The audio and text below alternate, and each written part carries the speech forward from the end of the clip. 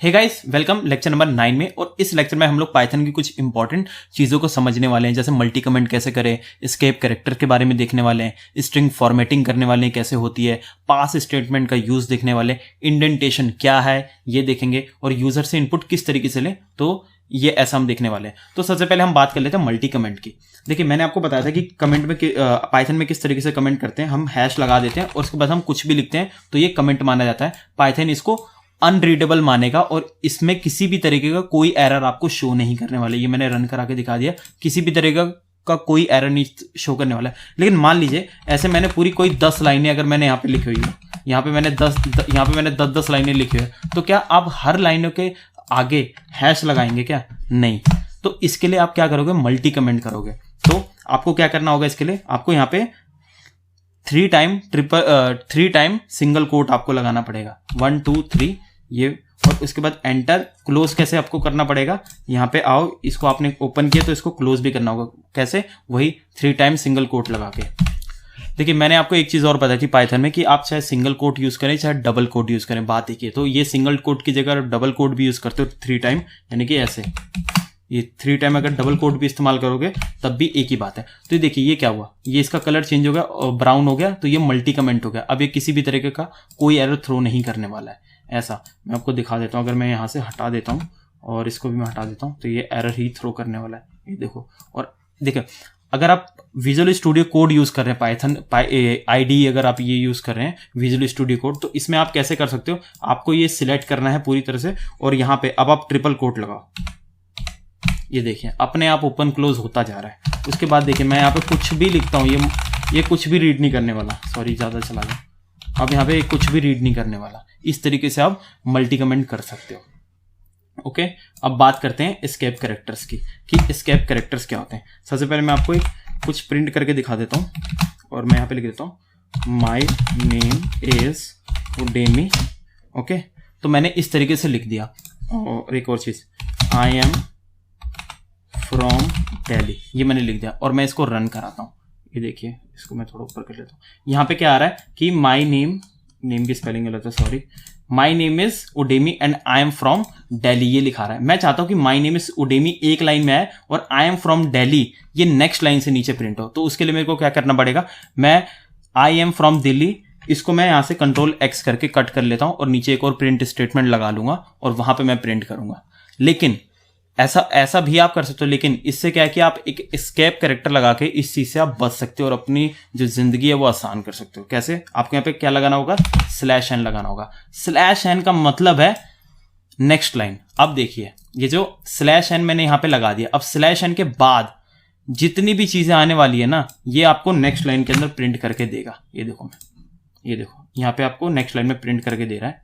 और सेव नहीं हुआ है, आई थिंक या अब सेव हो गया। देखो, my name is Udemy, I am from Delhi, ये नेक्स्ट लाइन में दे रहा है। अगर इससे पहले स्पेस होता तो क्या होता? तो ये इस पे कितने स्पेस लगे हैं? 5 स्पेसेस हैं। ठीक है, तो ये /n क्या करेगा? /n लगा है और उसके बाद 5 स्पेसेस का 5 स्पेस लेगा, उसके बाद I am from Delhi type करेगा। देखना, देखो 5 स्पेस इसने ले लिया, उसके बाद लिखा। तो ये क्या है? आप नेक्स्ट लाइन में अगर प्रिंट कराना हो तो आप ऐसा इस्तेमाल कर सकते हैं। एक और बार प्रिंट कराऊँ, चेक नॉर्मल, हाँ नॉर्मल। अच्छा, एक चीज़ और, कभी कभी क्या होता है कि आपको ज़रूरत होती है कि कहीं पे आपको हॉरिजॉन्टली टैब की ज़रूरत हो। हॉरिजॉन्टली टैब मतलब ये, हम यहाँ पे टैब अगर मैं यहाँ पे प्रेस करता हूँ तो देखिए कितना हुआ, 5 स्पेस जितना इसने स्पेस ले लिया टैब दबा के। तो इतना स्पेस अगर मेरे को देना है एक बार में, तब मैं क्या करूँगा? तब मैं यहाँ पे क्या लगाने वाला हूँ? /t। अगर मैं /t लगा देता हूँ तो ये उडेमी और आई एम और आई के बीच में 5 स्पेस जितना टैब दे देगा। देखो, ये 5 स्पेस दे दिया यहाँ पे इतना, तो /t ये करता है। एक चीज और, अगर आप यहाँ पे, इसको मैं हटा देता हूँ और यहाँ पे मैं इट्स ओके लिखना चाहता हूँ। यहाँ पर जो इंग्लिश में हम लिखते हैं ना इट्स, तो I-it, उसके बाद f' लिखते हैं, वो अगर मैं लिखना चाहता हूँ तो कैसे लिखूंगा? तो मैं इसको सिंगल कोट में लिखूँ। मैंने आपको बताया था सिंगल कोट लिखें या डबल कोट लिखें, पाइथन के अंदर एक ही चीज है। अब मैं लिखता हूँ यहाँ पे इट्स ओके और मैं इसको कराता हूँ रन। अब देखिए यहाँ पे सिंटेक्स एरर है। क्यों? क्योंकि देखिए ये सिंगल कोट से स्टार्ट था और इट्स मैंने यहाँ पे लिखा, जबकि ये इट्स जो मैं लिखना चाहता हूँ ये एपिस्ट्रोफी एस वाला मैं लिखना चाहता हूँ यहाँ पे, लेकिन इसने क्या किया, सिंगल कोट यहाँ से स्टार्ट किया और यहाँ पे बंद कर दिया इसने, और इसके बाद ये एरर थ्रो कर दिया। तो इससे बचने का क्या तरीका है? इससे बचने का तरीका है कि ये जो सिंगल कोट है इसको या तो मैं डबल कोट के अंदर लिखूं, डबल कोट में लिख के अगर मैं एंटर कराऊंगा तो सब कुछ अच्छे से वर्क करेगा, ठीक है, इट्स ओके। नहीं तो अगर मैंने सिंगल कोट में ही लिखा है और मैं चाहता हूं कि नहीं कोई किसी भी तरीके की कोई एरर ना थ्रो करे और ये भी सिंगल कोट में रहे, एपिस्ट्रोफी एस भी लगी रहे और ये सिंगल कोट के अंदर ये पूरा लिखा रहे, तो इस चीज में क्या करूंगा, तो देखिए जहां पे ये आपने एपिस्ट्रोफी एस लगाया उससे पहले आप स्लैश लगा दो। ये मैंने लगा दिया स्लैश। अब देखिए पूरी तरह से वर्क करेगा अच्छे से। ये देखिए इट्स ओके आ रहा है। एक और बार रन करा के दिखा देता हूँ। ये देखिए अच्छे से वर्क कर रहा है। तो इस तरीके से आप कर सकते हैं।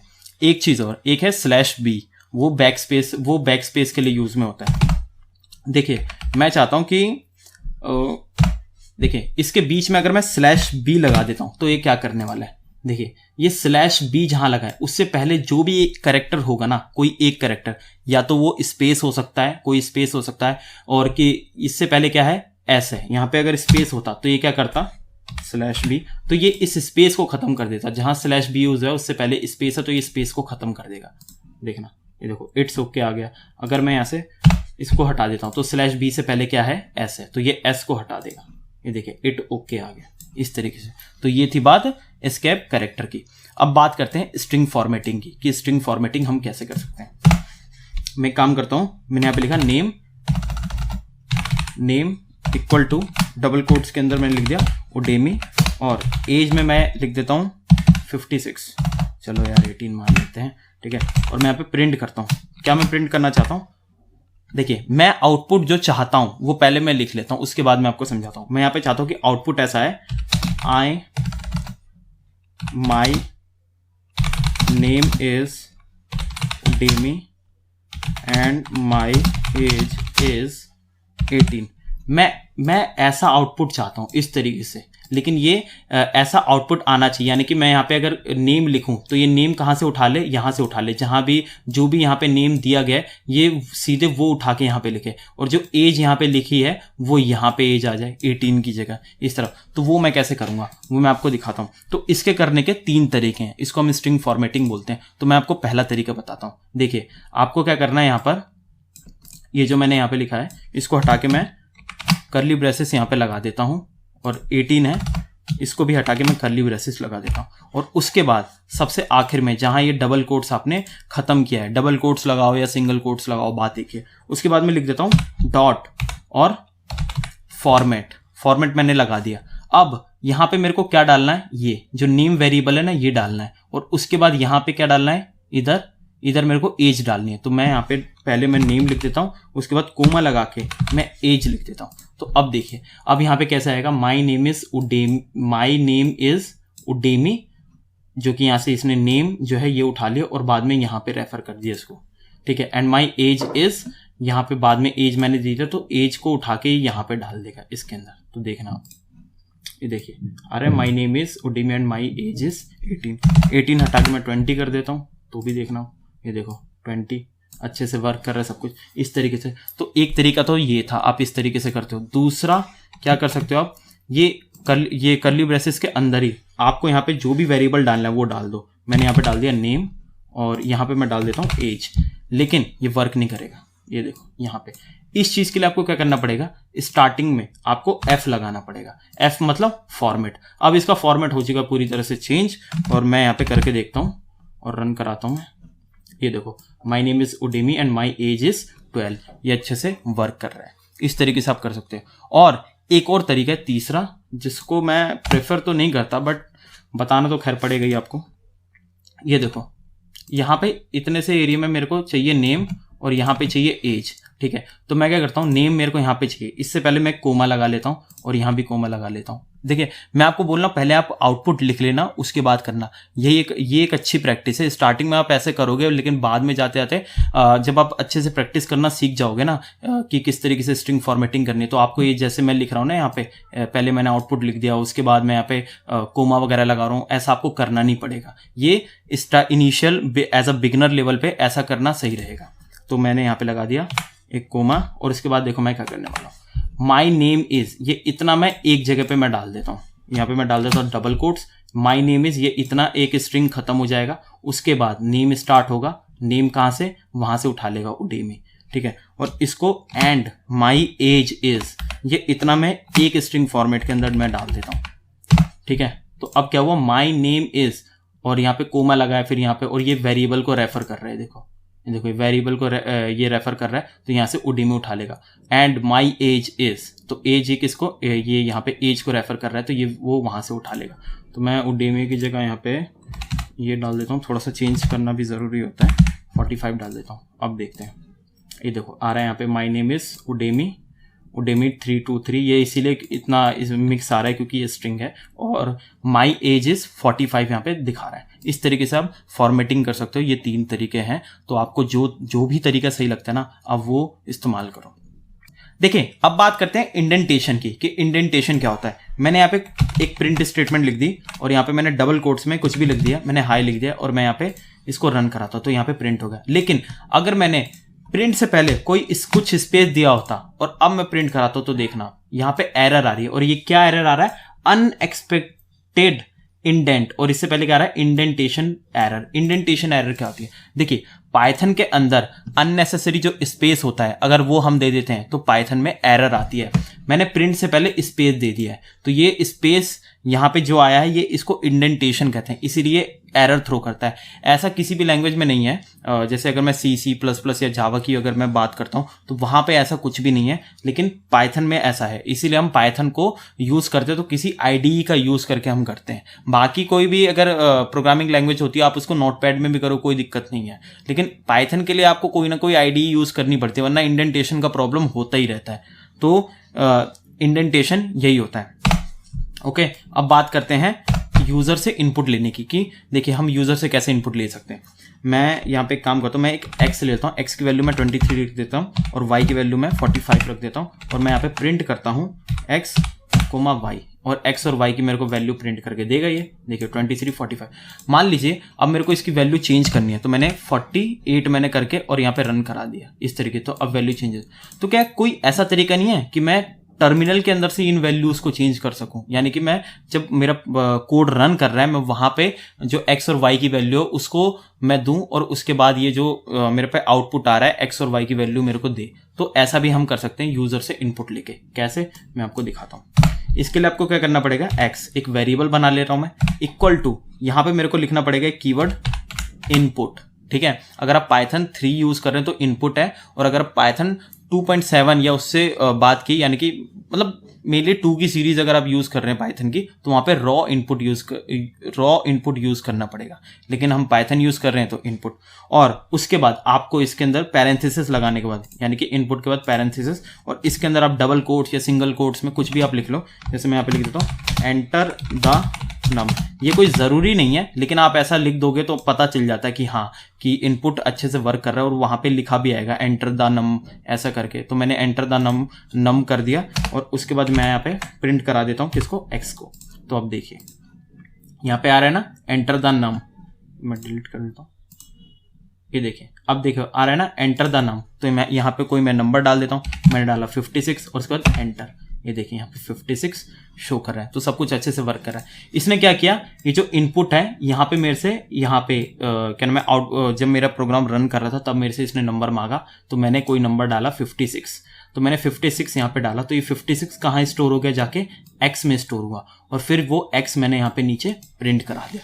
लेकिन इसमें एक चीज की दिक्कत है, ये जो 56 आप देख रहे हो ना, कहने के लिए तो ये नंबर है, लेकिन ये नंबर नहीं है, ये एक स्ट्रिंग है। क्योंकि इनपुट अगर हम लिखते हैं तो ये बाय डिफॉल्ट जो आपका आउटपुट है वो स्ट्रिंग में देता है। मैं आपको इसका टाइप ऑफ चेक करके दिखाता हूँ मैं, कि देखो इसका टाइप ऑफ देखो, और मैं यहाँ पे रन किया, मैंने यहाँ पे डाल दिया मैंने 12, एंटर, ये देखिए टाइप ऑफ क्या आ रहा है इसका, स्ट्रिंग है ये। तो अगर आपको ये स्ट्रिंग आ रहा है, स्ट्रिंग को अगर आपको इंटीजर में चेंज करना है तो उसका मैंने आपको बताया था टाइप कास्ट में, अगर इसके आगे अगर मैं इंट लगा दूं तो ये इंटीजर में चेंज हो जाएगा। ये देखिए इतना तो ये 56 मेरे को थ्रो कर रहा था, या 12 थ्रो कर रहा था, जो भी मैं नंबर डालूं वो थ्रो कर रहा था। और इससे जो भी नंबर मेरे पास आएगा, उसको मैं इंटीजर में कन्वर्ट कर देता हूँ, तो फिर क्या हो जाएगा, ये इंटीजर में कन्वर्ट हो जाएगा। तो मैं यहाँ पे लगा देता हूँ ब्रैकेट ओपन और ब्रैकेट क्लोज कर देता हूँ, यानी कि पैरेंथेसिस लगा देता हूँ मैं।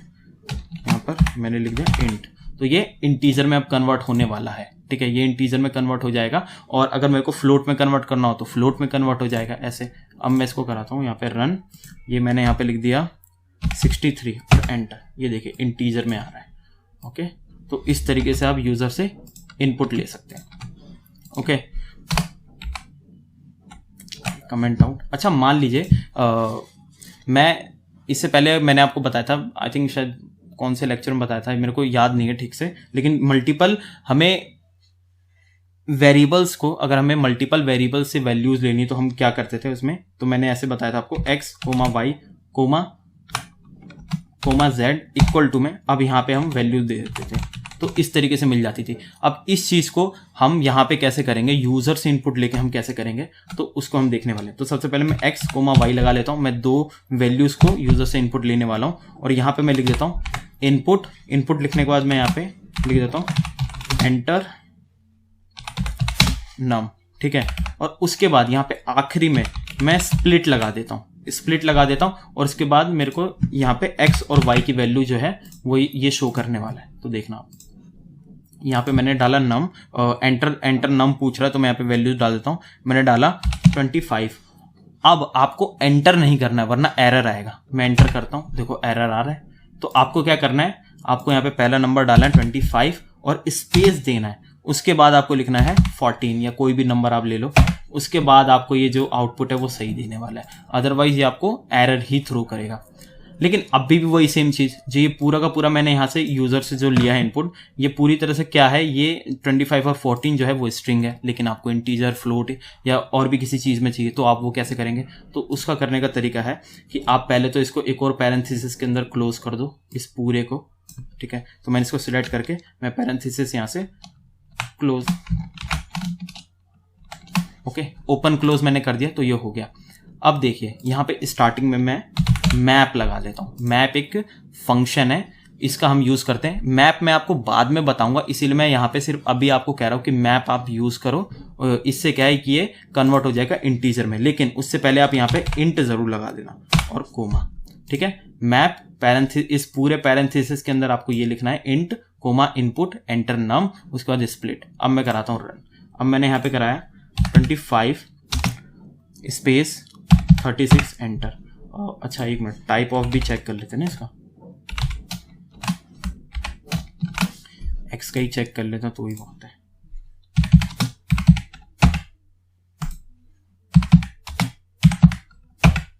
ये देखिए इंटीजर, ये इंटीजर में कन्वर्ट हो गया, दिखा रहा है। ये मैंने क्या लिखा, ओके। तो इस तरीके से आप यूजर से जो है इनपुट ले सकते हैं। तो ओके गाइस, आज के लेक्चर में सिर्फ इतना ही। अब मिलते हैं नेक्स्ट लेक्चर में, तब तक के लिए थैंक यू।